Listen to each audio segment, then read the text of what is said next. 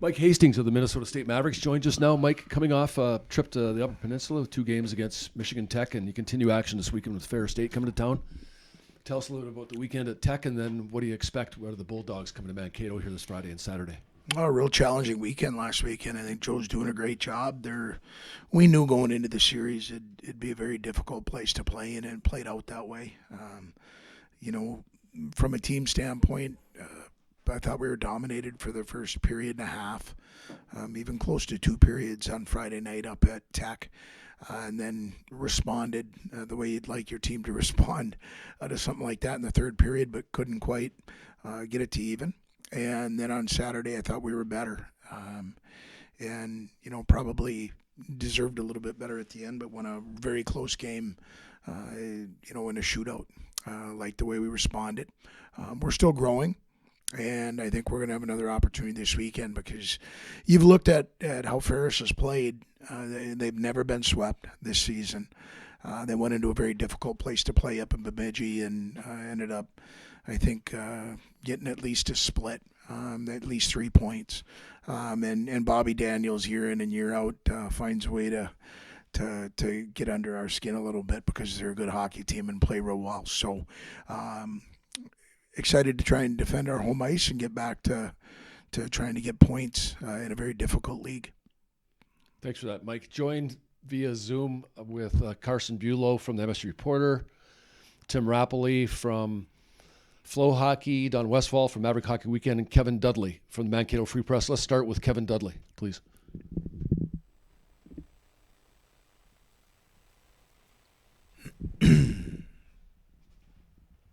Just a second here.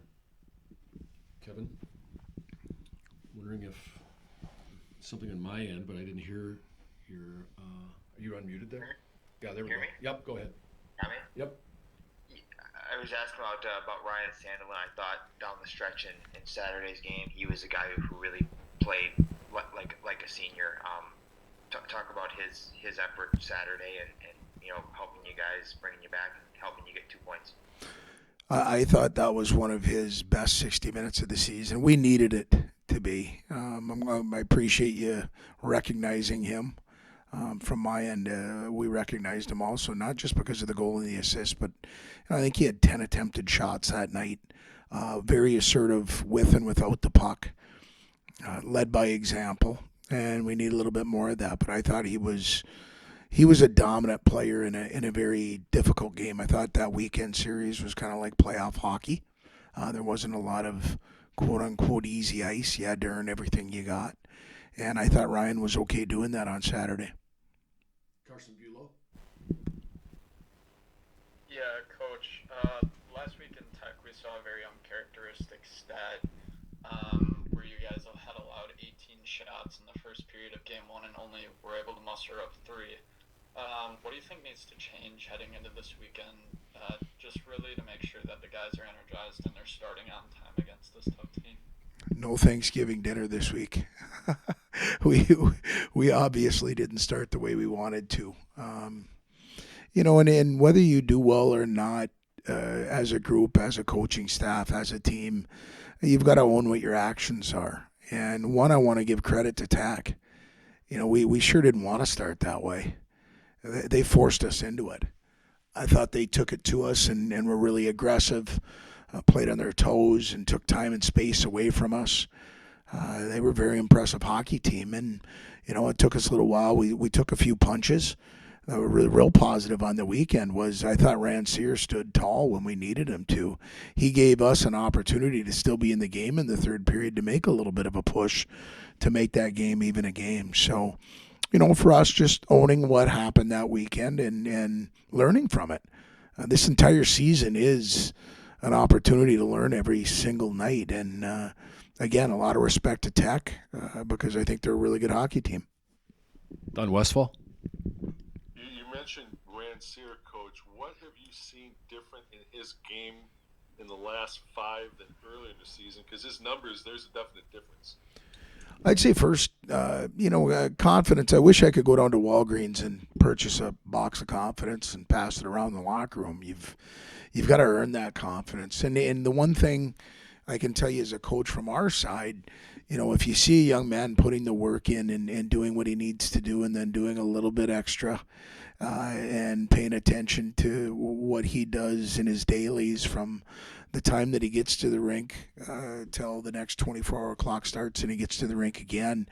Keenan Rancier is fantastic at controlling what he does and what happens to him as far as what he does during his day. And so from that standpoint, I think he draws confidence from that. Second thing is I think he's gotten a little bit more aggressive.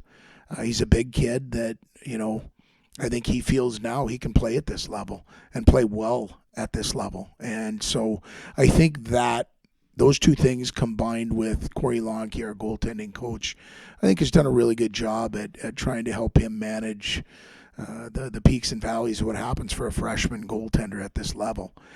So all three of those things really have equated to him having a different level of confidence, and it's one that he's earned. Kevin Dudley, then Carson Bulow. Mike, when the guys on the team see a goalie play like Keenan has played over the last 4+ games, do you feel like there's a kind of a confidence that they get in him, and then maybe he can get more confidence from that? You know what I'm saying? Kind of a confidence that goes both ways that can, in maybe some ways, lift the whole team. Well, until you go through an experience and you succeed, you're wondering. Yeah, you're wondering as a teammate. You're wondering as an individual. And I think both those things have borne out in a real positive way, not only for Keenan himself, but for our club. It wasn't a game plan, but we have left him on an island quite a few times here at the start of games, especially the last 2 Fridays. When you play a team like Northern Michigan who can zip it around the way that they can. And then you look at last weekend against Tech. Tech had 2 real good starts against us, and he kept us in those games. And so now it's something that isn't a wish or a hope, it's an experience. And experience is the best teacher. So, I think there's more confidence within the locker room in him and in himself.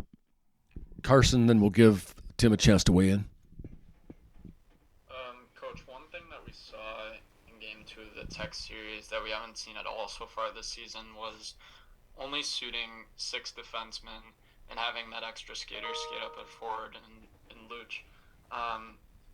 With that, was there like a longer thought process behind that? And was that something that we might see this weekend, or were you really just trying to shuffle around and try and find something that maybe works? We're trying to find some consistency in our team. And, what a lot of people don't get the opportunity to see is the work that goes in to a weekly for these young men and the work that they put in and sometimes don't have an opportunity to pull the jersey over their shoulders.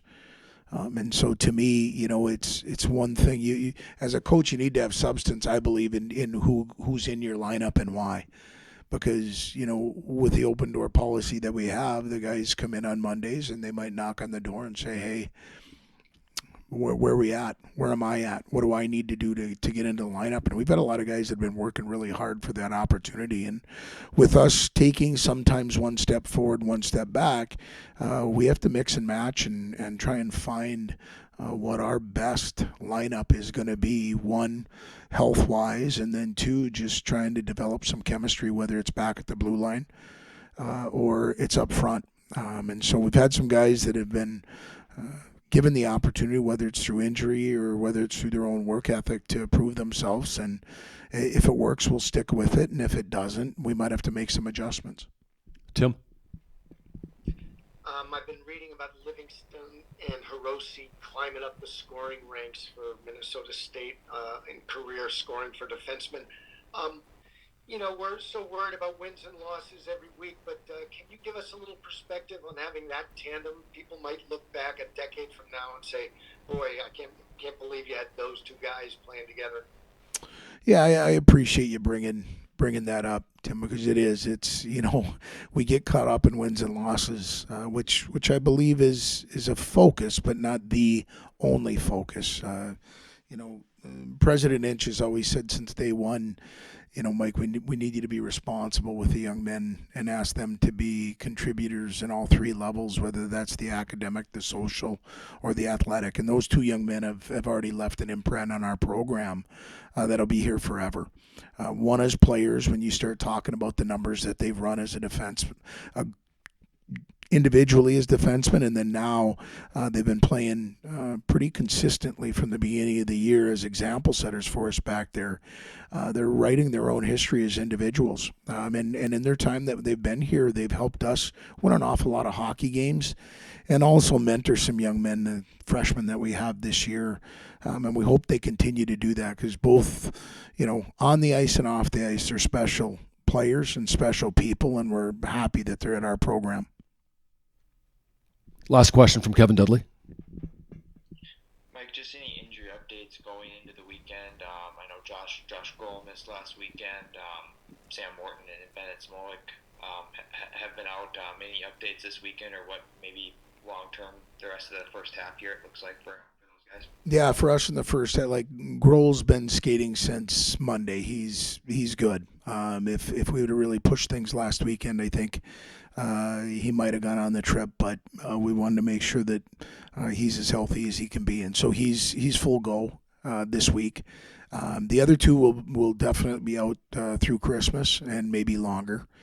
So those guys won't be available this weekend or even before Christmas. Thanks very much, Hasty. Good luck this weekend. Thank you.